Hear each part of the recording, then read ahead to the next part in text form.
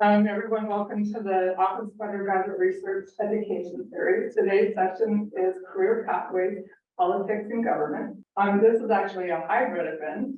As you well know, you're already here, and we do have some virtual participants. It's being recorded, so it'll be available next week sometime. We ask all the virtual participants to mute themselves and to turn off your camera so you'll have the best experience. And all our virtual attendees, please put your questions in the chat feature, and I will start with the panelists. And I wanted to remind anybody that the mission of the Office of Undergraduate Research is to facilitate and promote undergraduate, student, faculty, collaborative research, and creative works in all disciplines throughout the University of Utah campus. In recognition that excellence requires diversity, we pursue this mission through equitable programming that promotes diverse representation and social justice. And I'd like to acknowledge that this land, which is named for the Ute tribe, is the traditional and ancestral homeland of the Shoshone, Paiute, Goshute, and Ute tribes. The University of Utah recognizes and respects the enduring relationship that exists between many indigenous peoples and their traditional homelands. We respect the sovereign relationship between tribes, states, and the federal government, and we affirm the University of Utah's commitment to a partnership with Native nations and urban Indian communities through research, education, and community outreach events. My name is Carmen Bull-Johnson. My pronouns are she, her, hers, and I am one of the associate directors in the UOU Career Success Center. So I am excited to be here and step in. Some of our panelists are still on their way, but we wanted to at least, be mindful of folks' time and get things started.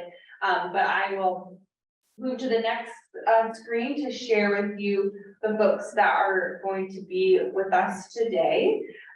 We have Nate, who is a Utah Senator, Rosalba, thank you, I appreciate it, which is a Murray City Councilwoman, Nicoletta. And she's got versatile images and the governors of economic opportunity. And then we have with us today, so far, and we'll have Kathryn be able to jump right in with us today as the Executive Director of People Helping People. So we're excited to have you here. Thank you. Like I said, Kathryn, we're gonna jump in with you and I chatting, kind of having this one-on-one. And Nate too, come on in, yeah. The first question really is, just to kick us off, is can you share an instance where research has been vital in crafting a successful initiative or policy within your respective fields? So before that too, I'd love to maybe just share a little bit about like who you are and what your organization is and what you do, and then dive into that question too. Great. So my name is Kathryn Thomas, and I'm the Executive Director of People Helping People. We are a local nonprofit celebrating 30 years this year. And our mission is to work primarily with low-income women, most of which are single mothers, helping them build confidence, the support system, and learn how to work successfully so that they can reach self-sufficiency. So from the nonprofit perspective is going to be a lot of my direction today, my answers today. I'm Nate Blouin. I am relatively new still to the state Senate. So I was elected last year. I represent District 13, which is not quite this area, but Sugar House, South Salt Lake, a little bit of West Valley, and a good chunk of Mill Creek and Murray. I'm really focused on environmental issues. My background is actually previously working in the renewable energy space. So I've been really focused on the Great Salt Lake and what's going on there, and also our energy grid. There's a lot of changes happening there, and Utah's got a lot of work to do. So trying to find ways to adapt and hopefully keep the state moving in the right direction. Yeah, I'm Rosalba Dominguez, Councilwoman Dominguez of Murray City. And so we deal a little bit more. I'm District 3, so I'm kind of comprised in the downtown area to the south side of the park, all the way up to Holiday border, and then all the way a little bit past 4500 south. So it's a big chunk. We deal with a lot of, it's where the pavement hits the road and what happens in your city. So I field a lot of policy questions regarding streets and We have our own municipality, our own power municipal grid as well. And so environmental issues are very important to me, but also just meeting constituents where they're at and making sure that their voices are being heard is a big passion of mine, because we kind of went 12 years with somebody who was unopposed and nobody knew who he was. And there was a lot of issues going on that was affecting our district specifically, and in terms of development and what that looked like. So I've really learned a lot about land use and development and what that means and what your cities can do and who it affects directly. Yes, wonderful, thank you. Okay, yeah, so I'll repeat that very first question again, and this is for all the panelists here. Can you share an instance where research has been vital in crafting a successful initiative or policy within your respective fields? And by all means, feel free to go in whatever order. Yeah, I'll jump right into this. And I love that I have an opportunity to talk about nonprofit and research and how those two things tie into each other, because as a nonprofit, we are absolutely dependent on quality research in every facet of what we do, on how we serve our clients, our donor need, proving need in our community. And in order for us to effectively fundraise, we have to do quite a bit of research throughout the year. So I'll give you a couple of examples on how we use that research. Every year we prepare what's called an executive summary and an evidence of need statement.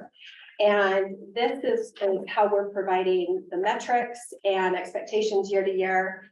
So our funders know what we're going to be tracking, when and where we're going to be reporting on those things. And it also includes several sources that help us prove the need in the community. So these documents are absolutely vital in a fundraising capacity and to continue to serve the women that we do. Another example I'll quickly give is from an internal perspective, and when we are surveying our staff, our employees, and figuring out what drives them, what that company culture looks like, what are the benefits that are important. And that's really helpful for me as an organizational leader in order to change our policies and to recruit and retain talent.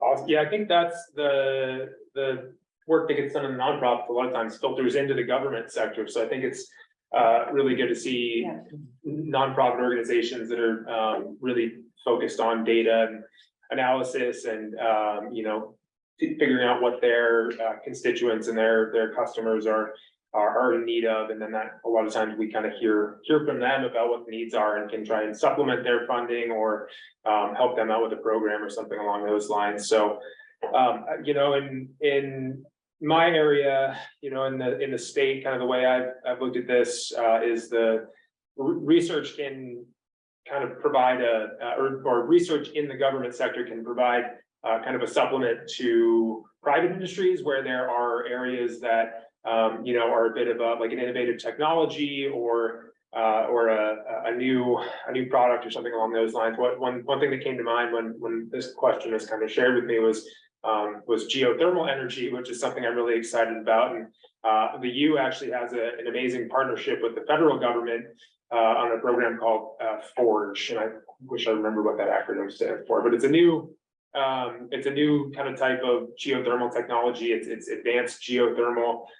There's a big project down in central Utah they're working on, and it's kind of not at the point where it's like commercialized yet. So there's not a ton of private funding flowing into the area, but where government comes in, where we can step in and help shape those programs and identify where the need is, because we're going to need sources of energy like geothermal, and then the U provides a lot of that research out of the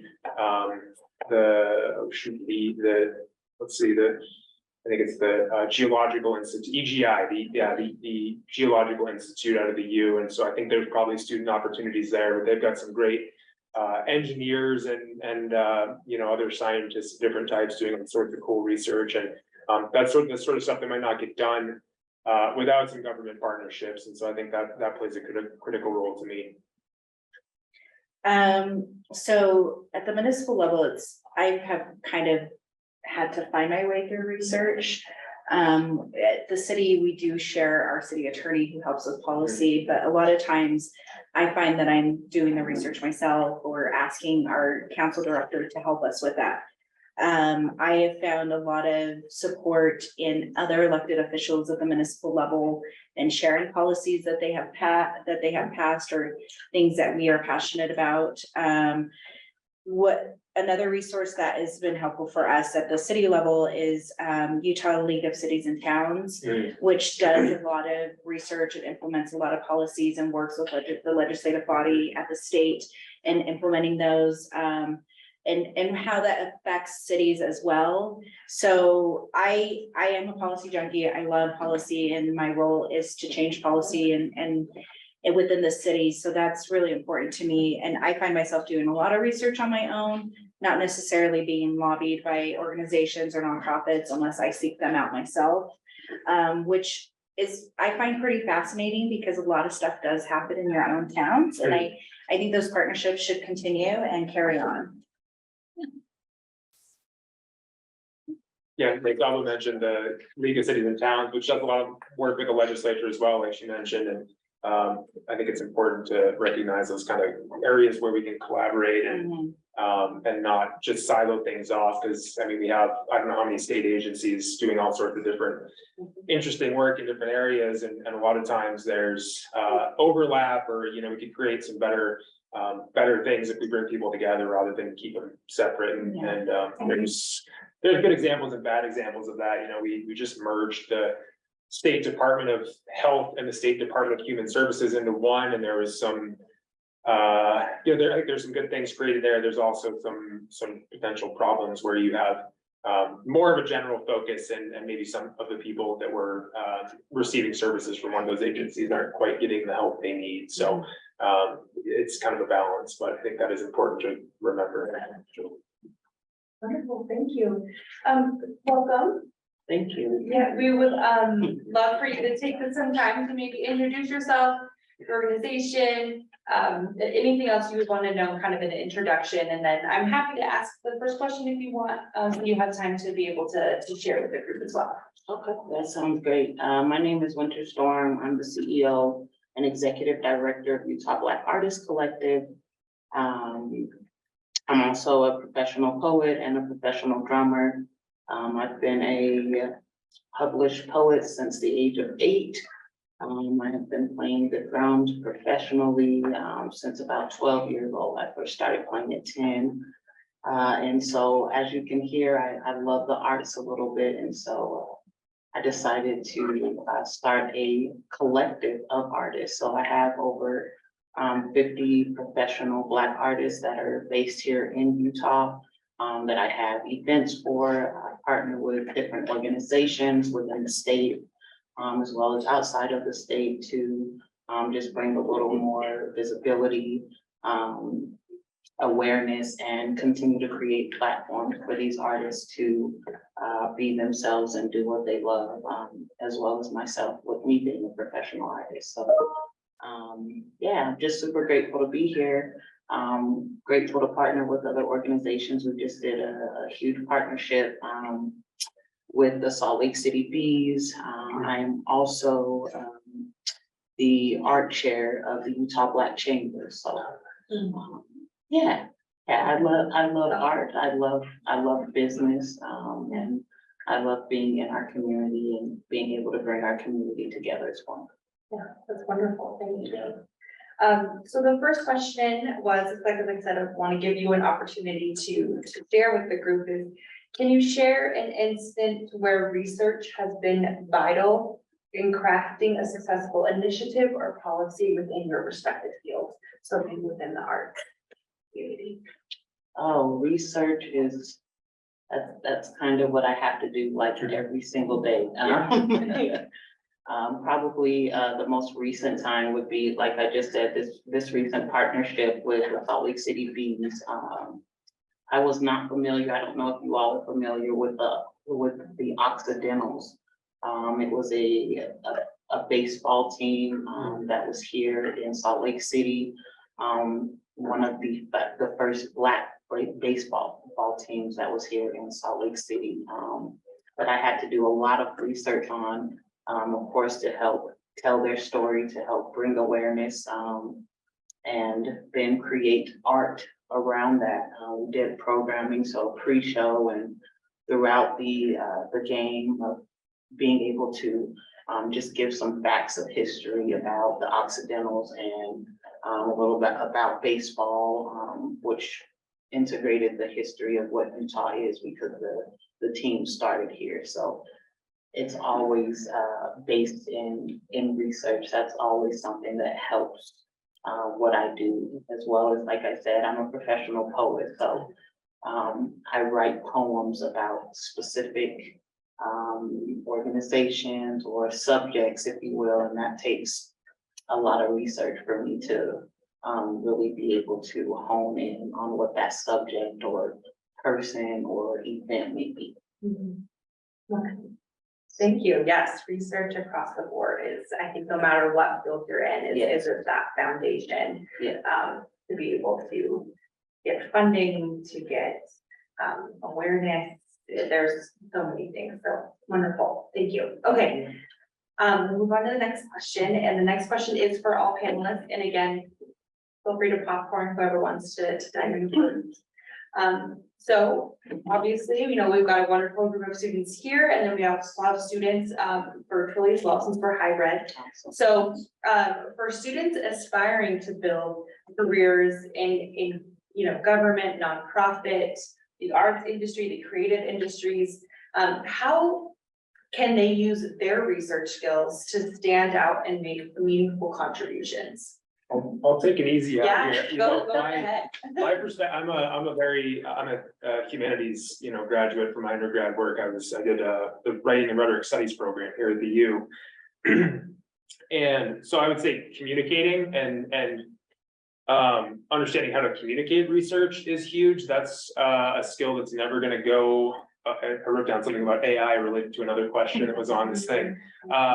No matter what happens, you know, we're gonna need people that can communicate, whether it's via writing or public speaking or, you know, art and music and all those things. We're gonna need people that get that and can take research and connect with people's lives, especially in the government sector. It's all about, you know, how does research, the data and all that stuff we're doing help people. And, you know, a lot of nonprofits too are in that space as well. So, yeah, figuring out how to communicate. I think that's huge to me, and build relationships and, you know, figure out how to connect things together. That's always going to be a skill that is valuable, regardless of kind of what the area of research is. Yeah, I think I'll expand on that, because I too was thinking about the communication piece and how that need is always going to be there. When you think about research, it really does come down to problem solving, right? And the things that we're doing every single day, whether we're researching where we go to dinner or what we're, you know, where we're gonna take a trip or where we're researching job opportunities. So it's all about problem solving and finding a need and putting those pieces together. And then how do we communicate that? In the nonprofit world, you know, the example I always come back to is fundraising, because nonprofits, we have two main jobs, if you will. The first one is to serve the clients that we're tasked to work with and that we have an opportunity to serve. And the second one is to fundraise. And the two go hand in hand, right? We have to prove the need, and then we fundraise for the need, but then we need the funding in order to serve the clients. And so we have to have a wide range of funding sources. It's really crucial. And so from a researcher's perspective, or in our world, a grant writer, to have a wide variety of funding sources so that we can constantly have that stream of income. When I was thinking about what the best grant writers look like, the things that came to mind to me, thoroughly understanding the nonprofit's mission and making sure that it aligns with you personally, right? You've got to have some type of buy-in to what it is that you're researching. Not only would we get bored, but then there's not a part of a why that comes out, and then that's going to be seen in how we communicate. Excellent communication skills, verbally and writing. We have to tell a story. That's what research is, right? It's telling the story, and again, proving that need and understanding that we have to have trustworthy sources. And so having a wide variety of sources when it comes to our research to make sure that it's not just hearsay or one place, and that information can be backed up. So to me, the best grant writers and researchers are the ones that are really good at telling story.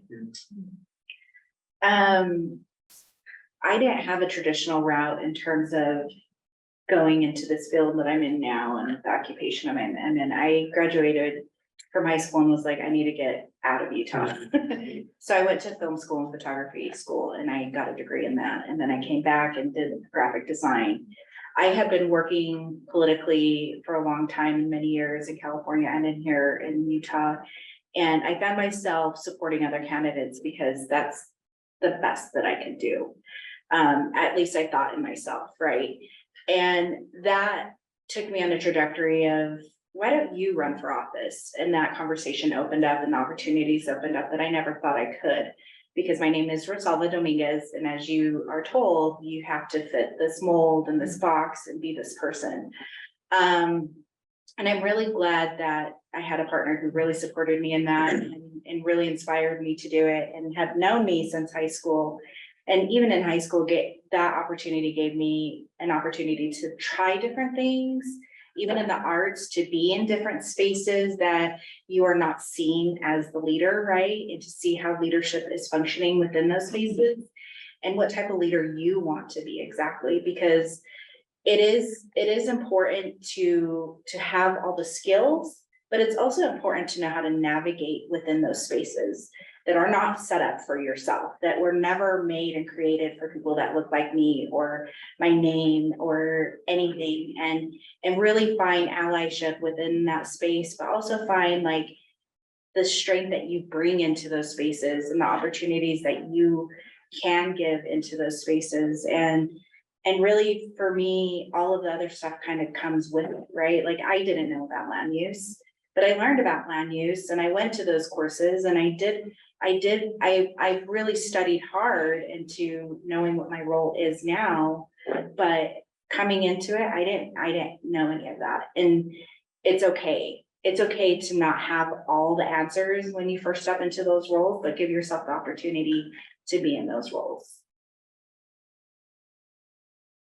My take on it would be, I'd love to give an example of one of my favorite professors. He wrote a book, my professor at Weber State, and it's called To Fill a Need. The biggest question is what is missing. I feel like you can be the greatest researcher that you want to be, but if you don't know the question that you are asking of what is missing, then you're missing a piece. So I agree with what all of these amazing panelists have said, the application, the communication, but what is missing? That was my approach to the nonprofit, to starting our nonprofit, is what was missing. And then I can apply, I can use that application of what is missing and speak to that.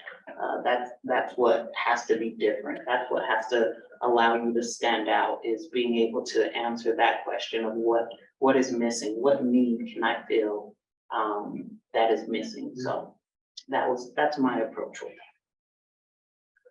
that. Wonderful, thank you. I have some follow-up questions for you all, but we'll get through the questions and make sure we have folks so we can utilize our time. But the next question is just for Councilwoman Dominguez and Senator Blouin. So just for our elected officials in the room, how has research influenced local and state level policy making, particularly in addressing community needs and challenges? Yeah, at the state level, we've seen research all over the place. There's actually a center called the Utah Data Research Center. I think it's a pretty new creation of the state. I think I actually applied to jobs there at one point.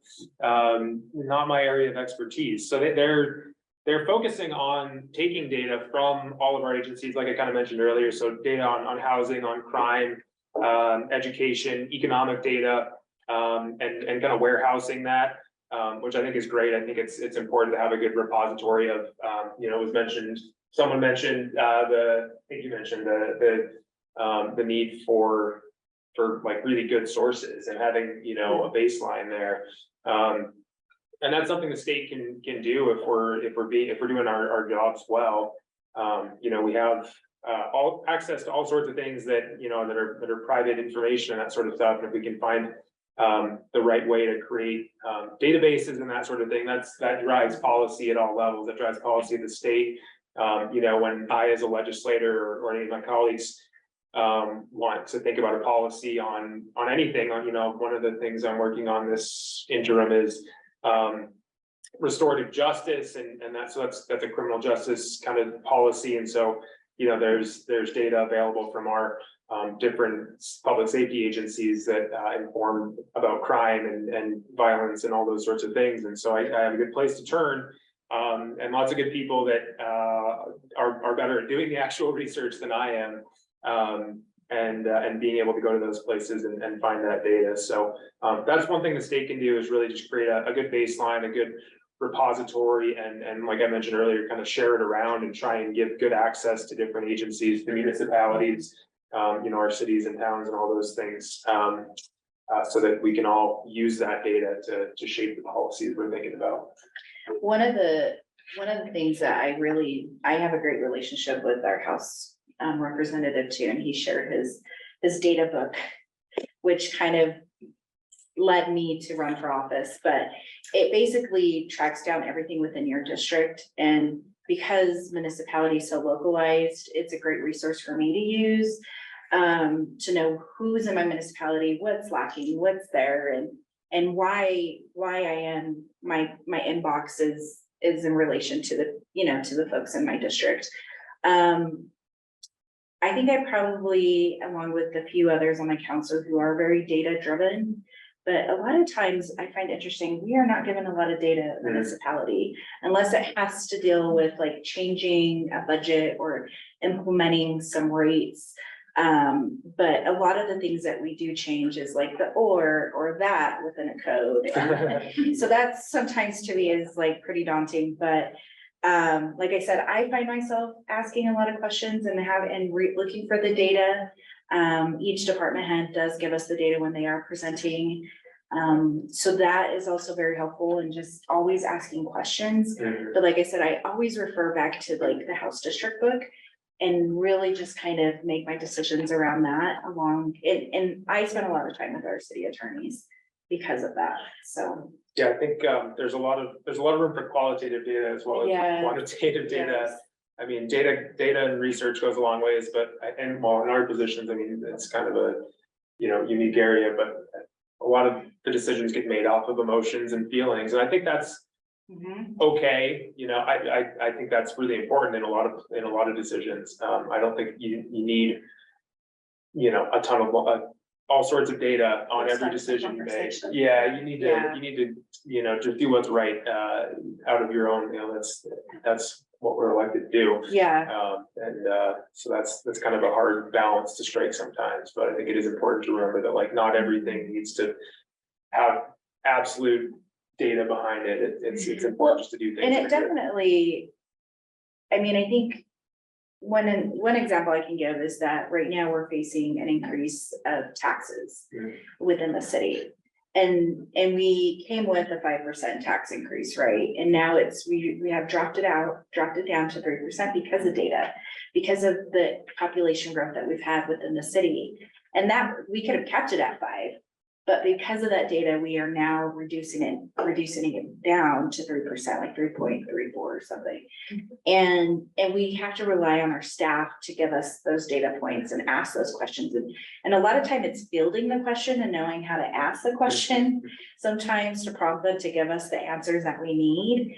But I find myself in those moments where it's, okay, this makes more sense versus this. And sometimes the data does help support that as well, so. Yeah, thank you. Yeah, I think that's a really good example of, you know, we can be informed by the data to make the decision, but it can really give us those concrete pieces. But I think I appreciate the point around also like do what is best at the end of the day. Like the data doesn't always have to be what drives the decision every single time, it just informs the decision. Yeah, wonderful, thank you. Okay, this question is specifically for you, Kathryn. And then we'll give one to Wynter Storm, and then I'll have one more for you all, and we'll open it up to the group. So how has research been instrumental in understanding the needs of low-income women? And how do people helping people utilize this information in developing coaching and mentoring programs? Thank you. I love this question. I came up with 3 pages of things that I wrote down, so I could talk about this all day long. So a few different angles that I want to take with my answer on this and give you a little bit of background about people helping people. Like I said, we're celebrating our 30th year this year. And this program was initially started, our founder, she saw a need in our community, specifically with low-income women, single mothers who were trapped in the welfare system, how to work successfully and to reach self-sufficiency. And at the time, we had about 25 to 50 women that we were serving and with about 35 volunteers. But clearly the need for what we were doing was present, and a lot of research needed to be done both on a geographic level, the economic level, working with community partners and people in policy and so forth. A lot of research to be able to tell the story that that need was there and that those programs needed to change. And it really started with successful employment. Today, we now serve over 1,000 women that go through this program, and that's done with the help of more than 150 volunteers. So our program is really unique because we're not a government agency. We're entirely privately funded, and that means a few different things.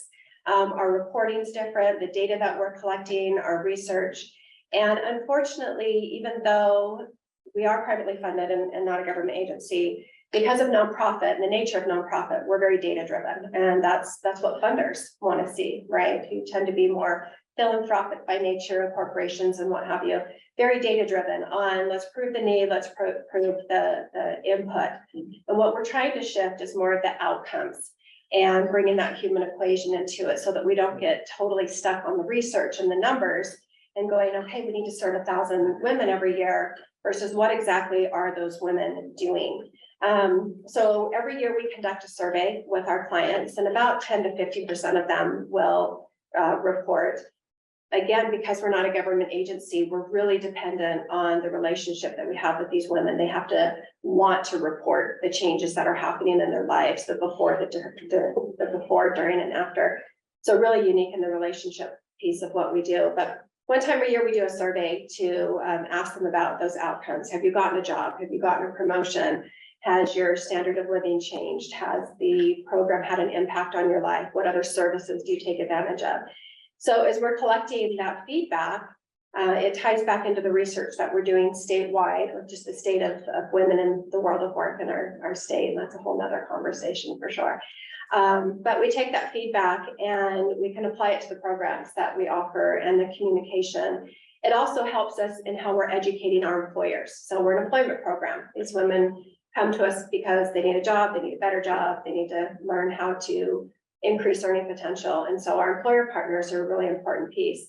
As we're collecting this data from our women that we serve, it really gives us some good insight into what gets them back into work, what keeps them in good jobs. And then we can take that information back to employers, and now it changes our messaging with employers on how to recruit, retain, what it takes to get more women in the world of work, whether that's benefits, flexible schedules, a variety of different things. So it's really helping us leverage both sides of the equation, not only from a funder and donor perspective on proving need, but then on the outputs and the outcomes that these women are experiencing. So 2 sides of the equation on that. Wonderful. And congrats on 30 years. I know. Yeah. 22,000 women. Yeah, that's fantastic. Wonderful. All right. Questions for you. How can, you kind of mentioned this earlier, so I'm excited to have you kind of build off of this, is how can research and data-driven storytelling, so thinking about that story component, facilitate a meaningful dialogue between the community, government, and businesses? That's a good question. I like that. Thank you. What we're doing right now, being in these spaces together, to speak about these things together. I understand the importance of research, but as you all can probably see, like I'm more of the storyteller. I'm more of the what happens with this research? How can I apply this research? So being in community spaces with one another to talk about these things, to hear your all's point of view, you know, with the research and how that applies within the government. And then taking that and applying that with the arts, right? Because that's what the arts is storytelling. When we're applying for these grants to get funding, like you mentioned, storytelling, they want to know why.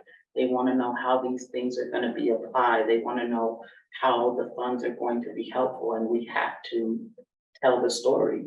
Yes, the research is a part of that, but I always say this: what is the bigger picture? How is this going to help our community? How is this going to grow our community? How is this going to change several lives? Well, we have to have the conversation. I'll speak more generally. One of the pushes, I alluded to this earlier, but artificial intelligence is going to change a lot of things. I think, you know, we've seen a lot of, you know, disruptive technologies, so-called, over the last few years. You know, there's, you know, blockchain and all that stuff.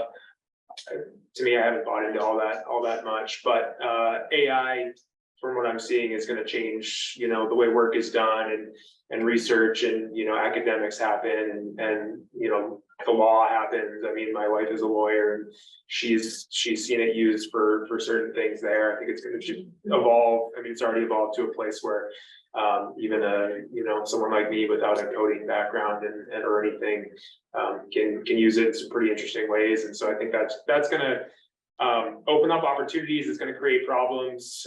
So I would, you know, if I were you, I would learn what's going on there. And like I said earlier, there's always going to be a role for people who can communicate and understand where things are headed, and provide context around those things. So the state has some initiatives. I think there's some policies we passed last year. Maybe it's stuff that's happening this interim on AI to create guidelines and stuff. And I don't know what exactly that is going to look like, but definitely interested to see what the state role there is. I just don't know yet. I'm not the most up to speed yet, but I do think that is a technology that really is going to that is taking hold, and that's going to keep blurring the lines in a lot of ways, good and bad.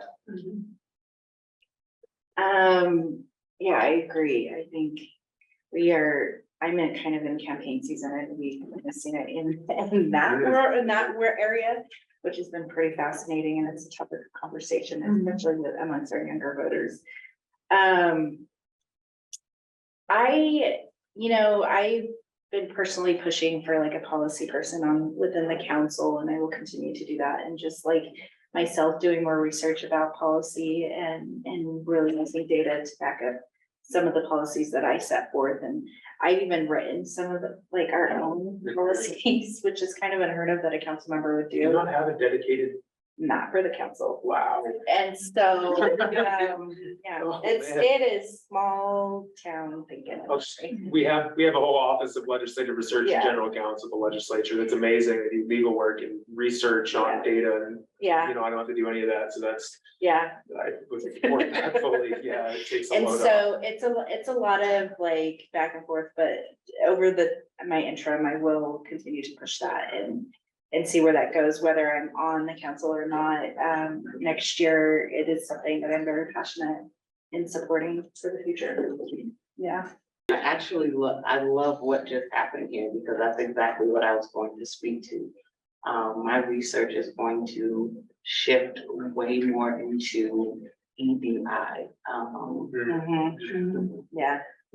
Immediately.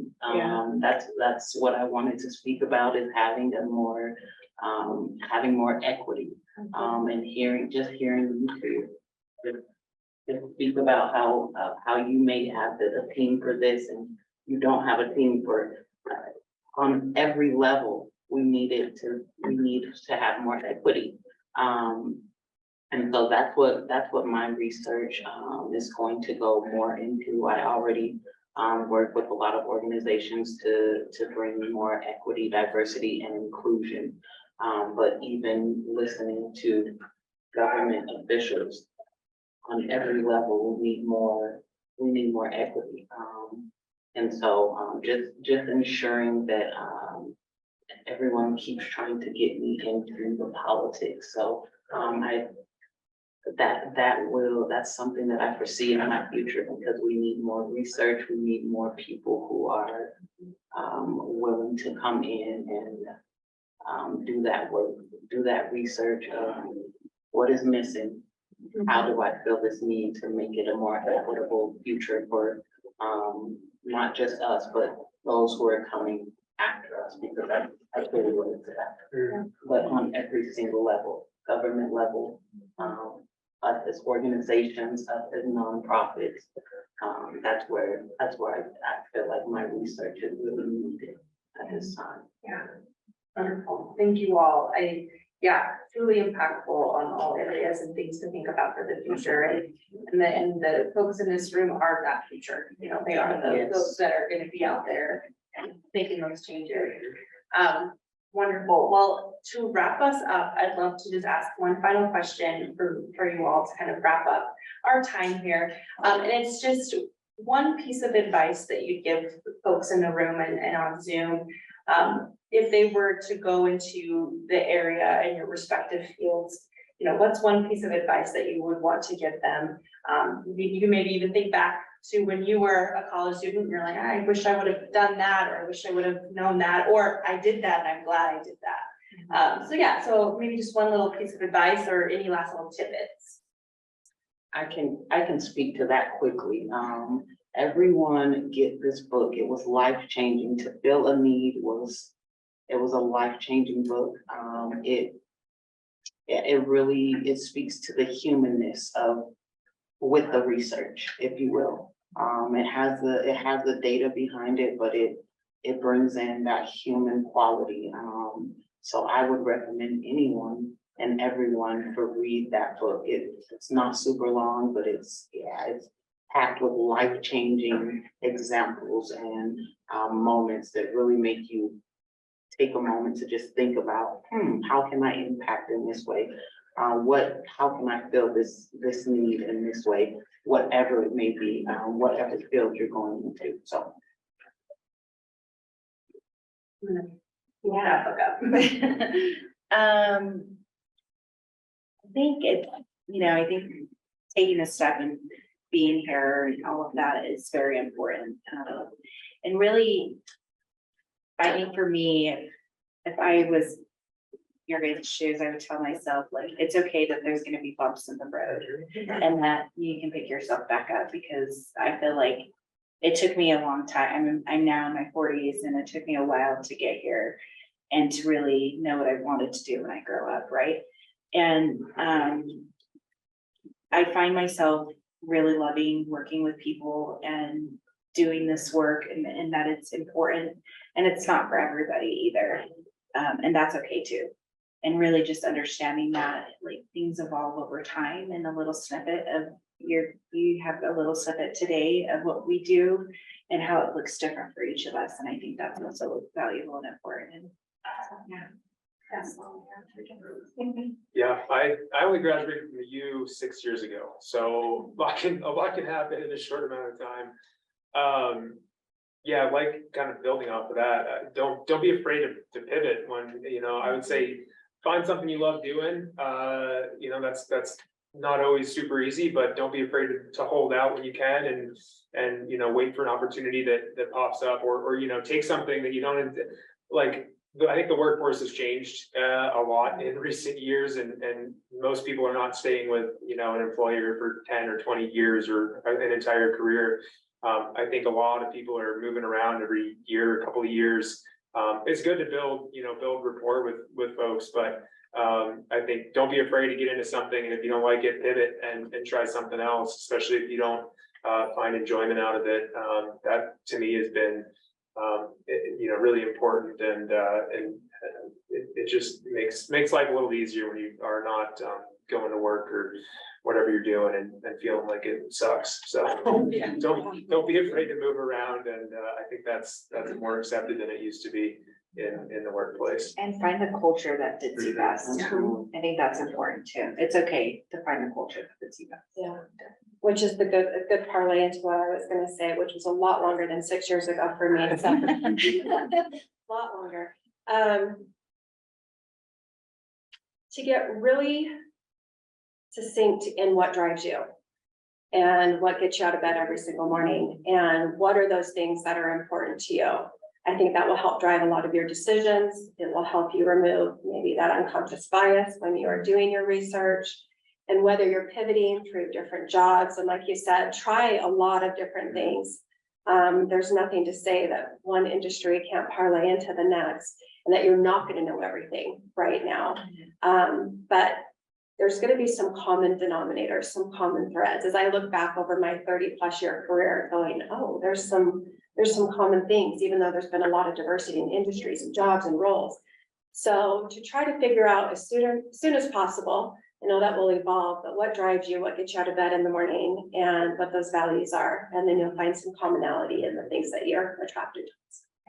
Yeah, that's beautiful. And you can still do things while you're in college. I'm 31 and in college and doing all this, so.